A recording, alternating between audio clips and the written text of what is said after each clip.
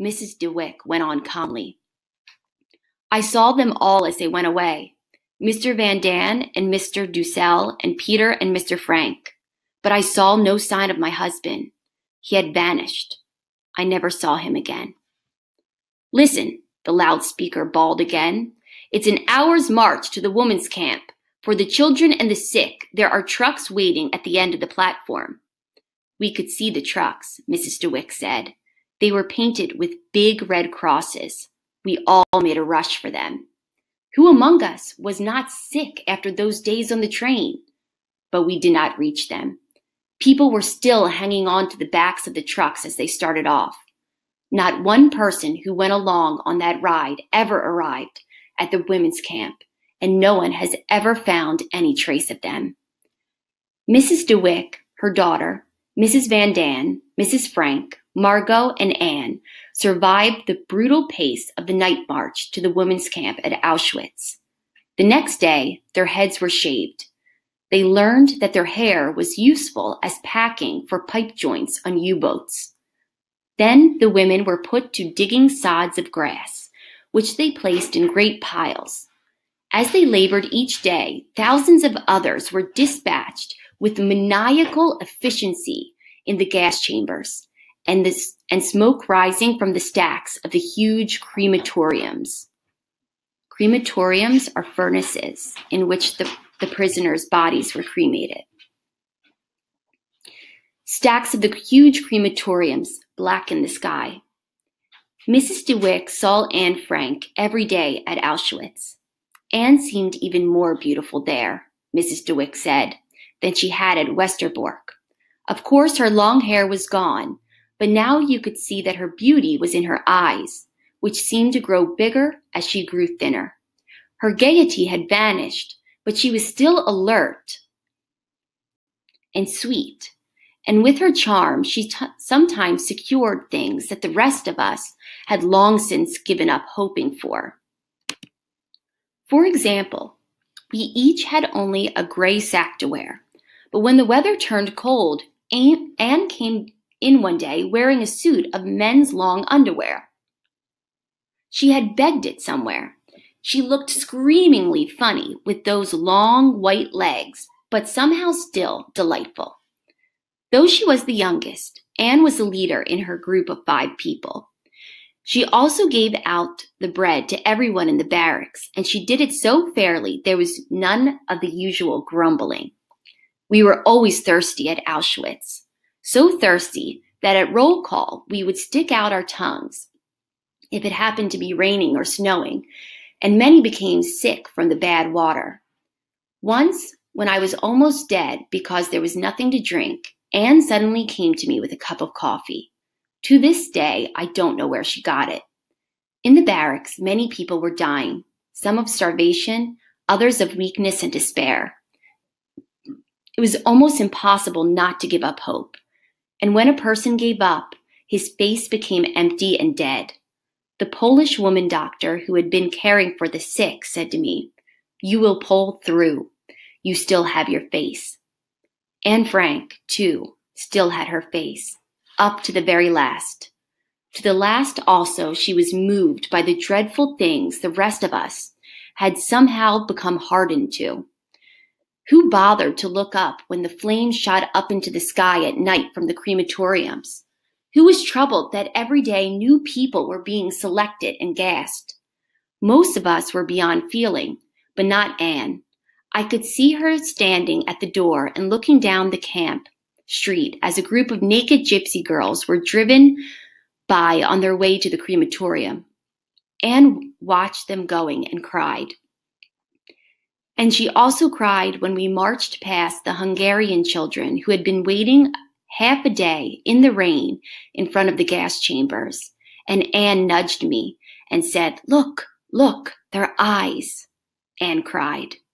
And you cannot imagine how soon most of us came to the end of our tears.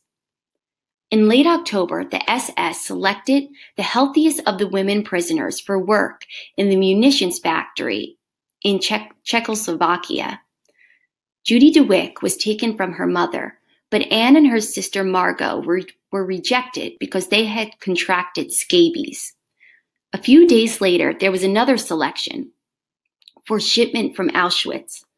Stripped, the women waited naked for hours on the mustering ground outside the barracks. Then, one by one, they filed into the barracks, where a battery of powerful lights had been set up, and an SS doctor waited to check them over. Only those able to stand a trip and do hard work were being chosen for this new shipment, and many of the women lied about their age and condition in the hope that they would escape the almost certain death of Auschwitz. Mrs. DeWick was rejected, and so was Mrs. Frank. They waited, looking on. Next, it was the turn of the two girls, Anne and Margot. Mrs. DeWick recalled, "Even under the glare of that light, Anne still had her face, and she encouraged Margot, and Margot walked erect into the light. They stood for a moment, naked and shaven-headed, and Anne looked at us with her unclouded face, looked straight and stood straight, and then they were approved and passed along. We could not see what was on the other side of the light." Mrs. Frank screamed, "The children! Oh God!" The chronicle of most of the other occupants of the secret annex ends at Auschwitz. Mrs. Frank died there of malnutrition 2 months later. Mr. Frank saw Mr. Van Daan march to the gas chambers. When the SS fled Auschwitz before the approaching Russians in January 1945, they took Peter Van Daan with them. It was bitter cold, and the roads were covered with ice, and Peter Van Daan, Anne Frank's shy beloved, was never heard of again. From Auschwitz, Mr. Dussel, the dentist, was shipped to a camp in Germany where he died. Only Otto Frank remained there alive until liberation. Anne Frank and Mrs. Van Daan and Margot had been selected for shipment to Bergen-Belsen. Last year, I drove 225 miles from Amsterdam to Belsen and spent a